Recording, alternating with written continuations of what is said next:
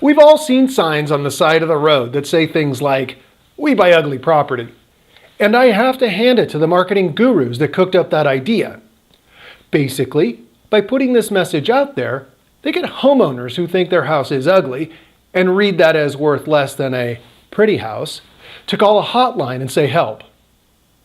But what are you really getting with that phone call? My name is allen-rouman, and I'm a real estate agent in Palm Springs, California. The first thing you need to know is that real estate, or real property as it's known legally, isn't a retail product. What do I mean by that? It's not a commodity. Each and every piece of real estate is unique in some way, shape, or form, whether it's the location within a city, the home's placement on the plot of land, the floor it's on in a multi-story building, the physical condition, the views, the specific features, and the future of the geographic area. All of that combined creates a specific value, and I challenge you to think of anything available at a retail store that parallels that level of complexity in pricing or marketing of a product. Oh, and if you've got one, please leave it in the comments section below and I'll give you my thoughts on it. The second thing you need to know is that almost every piece of real property will sell at the right price. In other words, most property has value to someone. The key to getting the most money for it is to expose the property to the widest possible pool of buyers. The third thing you need to know is that ugly to you is opportunity to someone else, and opportunity has value. So what really happens when you call one of those 800 numbers? Well, you're most likely reaching someone managing an investor group.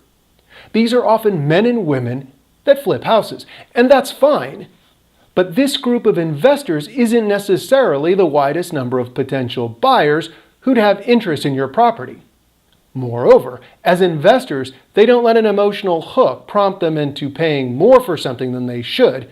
It's a business for them after all. Now let's return to my point about buyer pools for a moment. The average home buyer watches the multiple listing service for just the right house to come along, and they do this through multiple websites. Investors also watch the MLS or have an agent watch it for them. So it makes sense that having a good real estate agent that uses the MLS will expose your property to the most number of buyers and to the investor pool. And some of those buyers will be willing to pay for a property that isn't picture perfect. I can't speak for everyone that advertises under the banner of "We buy 'em ugly." There are just too many. And I'm sure there are many people involved in that approach to finding and acquiring property that are wonderful.